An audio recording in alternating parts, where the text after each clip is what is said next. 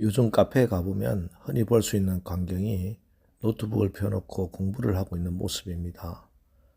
이들을 카페에서 공부하는 사람 카공족이라고 부른다고 하더라고요. 학생들이 도서관에서 공부하지 않고 카페에서 노트북이나 책을 펴놓고 온종일 공부하는 사람들이 꽤 많습니다. 그러다 보니 문제가 생기곤 하는데 카페에 나와서 대화하는데 시끄럽다고 소위 카공족들이 자꾸만 눈치를 주는 겁니다. 그래서 어떤 공간이든지 원래 의미가 있고 본래적 기능이 있는데 과연 이게 어떤 것이 옳은가 찬반이 일고 있습니다. 오늘 말씀을 보면 하나님께서 성전의 본래적 기능에 대해서 말씀하고 있습니다. 구약시대 율법에 의하면 이방인들이나 성적 기능을 상실한 사람들은 성전에 아예 들어오지 못합니다.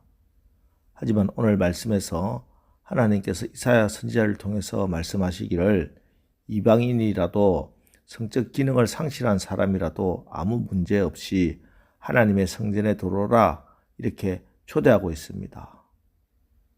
3절 여호와께 연합한 이방인은 말하기를 여호와께서 나를 그의 백성 중에서 반드시 갈라내시리라 하지 말며 고자도 말하기를 나는 마른 나무라 하지 말라.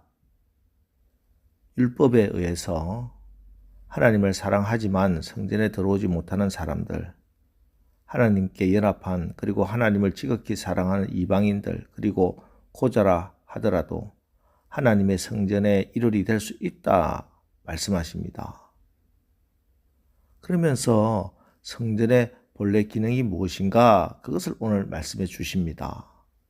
7절 내가 곧 그들을 나의 성산으로 인도하여 기도하는 내 집에서 그들을 기쁘게 할 것이며 그들의 번제와 희생을 나의 제단에서 기꺼이 받게 되리니 이는 내 집은 만민이 기도하는 집이라 일컬음이 될 것임이라. 이방인이라 하더라도 성적 기능을 상실한 자라 하더라도 하나님의 성전에서 기도하기를 원하는 사람들은 누구나 하나님의 성전에 와서 기도할 수 있다는 말씀입니다. 지금 우리가 생각할 때는 너무나 당연한 말씀이지만 하지만 그 당시 이방인들 성기능을 상실한 자들에게는 이게 복음 중에 복음이었습니다. 남유다가 망할 때 그들에게 가장 충격적인 일은 성전이 불타버린 사건입니다. 나라는 망할 수 있으나 어떻게 하나님이 계신 성전이 불타고 성전이 무너질 수 있는가? 그것은 도저히 이해할 수 없는 일이었습니다. 하나님의 성전이 왜 이런 수치와 모욕을 당해야 하는가? 그것은 바로 성전이 성전의 본래적 기능을 다하지 못했기 때문이었습니다. 하나님은 성전을 하나님을 섬기고 하나님께 기도하는 집이라고 하셨는데 성전에서 하나님을 섬기는 자들이 사라지고 기도하는 자들이 한 사람도 없어졌는데 그런 껍데기만 남은 성전이 왜 필요하겠습니까? 심지어 하나님의 성전이 더러운 죄로 가득 차 있는데 보세요. 10절에서 12절까지 말씀입니다.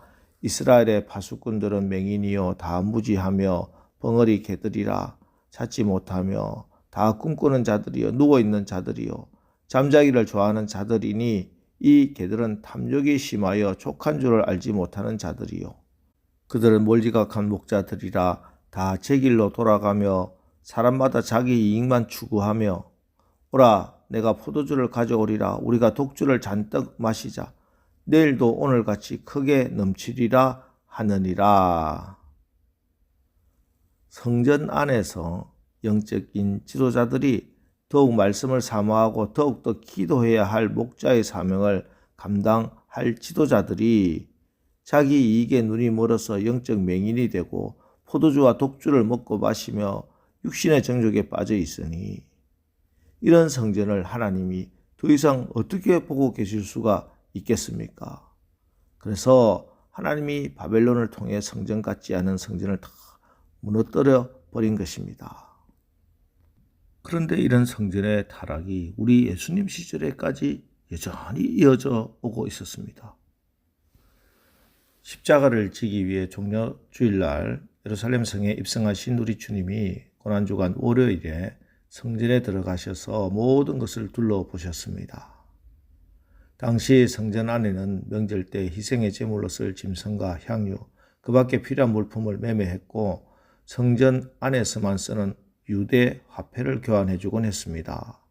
당시는 로마 식민지 시절이었기 때문에 통용되는 화폐는 로마 화폐였지만 성전에서는 유대인의 화폐를 사용했습니다. 그런데 나라가 없었기 때문에 시장에서 통용되는 환율 존재하지 않습니다. 그냥 부르는 게 값이에요. 이러한 상인들, 돈 바꾸는 자들과 결탁한 제사장들은 막대한 부당이익을 취했으며 이로 인해 성전은 완전히 시장과 같이 되어버렸습니다. 강도의 구렬로 변해버린 겁니다. 이때 그토록 온유하셨던 우리 예수님께서 그 상을 뒤엎고 채찍을 휘두르시면서 그들을 내쫓습니다. 그리고 하신 말씀이 기록된 바 내 집은 만민의 기도하는 집이라 칭함을 받으리라 하지 아니하였느냐.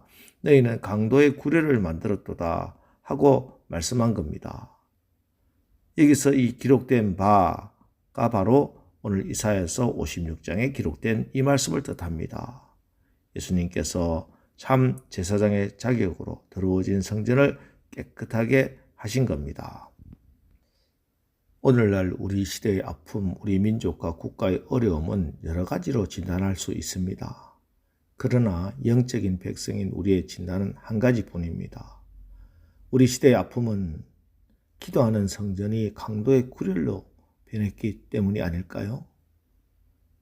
그러니 교회가 문제라고요? 아닙니다. 교회 이전에 나 자신의 마음의 성전이 문제입니다. 예수님이 십자가의 죽으심으로 이룬 성전은 교회 이전에 우리 마음의 성전이기 때문입니다. 여러분, 내 마음의 성전을 고쳐야 하겠습니다. 주님은 이 시대의 파수꾼으로 교회와 성도가 역할을 감당하고 우리의 마음의 성전이 기도하는 집이 되라고 하십니다. 하나님은 오늘도 기도하는 사람을 찾으십니다. 하나님은 기도하는 사람을 사용하십니다. 하나님께서 사용하신 사람들 결코 그들이 완전해서가 아닙니다. 그들처럼 허물이 많고 온전하지 못한 사람도 흔치 않습니다. 그럼에도 불구하고 그들은 삶 자체가 기도로 하나님과 함께한 사람들이었습니다. 기도로 하나님을 추구하고 기도로 하나님 사랑하고 기도로 하나님을 향한 뜨거운 마음을 가진 사람들입니다. 그리고 혼자 기도하기보다는 여럿이 함께 모여서 기도하는 게 훨씬 더 유익합니다. 아무리 잘 달궈진 숯불이라 해도 한 덩어리를 따로 떼놓으면 오래지 않아서 꺼멓게 죽고 말지만 죽은 숯덩어리도 숯가마에 던져 넣으면 다시 벌겋게 달아오릅니다. 그래서 성전은 만민이 기도하는 집이다. 이렇게 말씀하시는 것입니다. 바리새인도 나와서 기도하는 곳이고 세리도 기도하는 곳이고 남자, 여자, 이방인, 유대인 할 것 없이 만민이 다 나와서 함께 기도하는 기도의 집이 성전입니다. 여러분 오늘 이 새벽잠 깨우고 왜 이 성전에 나왔습니까? 기도하러 나온 여러분을 축복합니다. 교회는 기도하는 교회가 되어야 합니다. 오늘 성전은 내 집은 만민의 기도하는 집이라 하셨습니다. 우리가 간절히 기도하면 하나님께서 우리 교회를 통해서 역사하실 것입니다. 여러분 언제나 기도할 수 있는 게 아닙니다. 기도할 때가 있는 겁니다. 우리가 애쓰고 힘써 더욱 간절히 기도한 이유는 기도에도 때가 있기 때문입니다. 지금 해야 하는 기도는 지금 해야 합니다. 성전이 기도하는 집으로 그 기능이 회복되면 우리의 가정도 가정의 기능으로 회복될 것이요. 우리의 사업장도 그 기능이 회복될 것이요.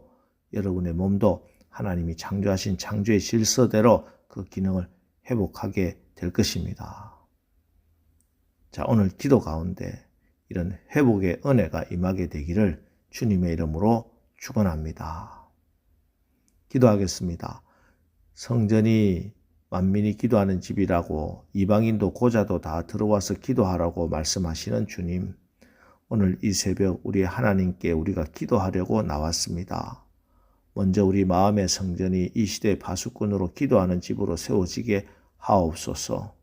우리의 마음의 성전이 우리 교회가 먼저 기도하는 집으로 그 기능이 회복되어서 우리 가정도 가정의 기능이 회복되고 우리 사업장도 그 기능이 회복되고 우리의 몸도 하나님의 창조하신 창조 질서대로 그 기능이 회복되게 은혜를 베풀어 주옵소서. 예수님의 이름으로 기도합니다. 아멘. 자, 이제 오늘 말씀을 붙들고 주여 오늘도 우리가 말씀대로 우리의 마음의 성전 우리 교회가 기도하는 집이 되게 하옵소서. 우리 합심해서 기도하고 나가겠습니다. 우리 기도하겠습니다.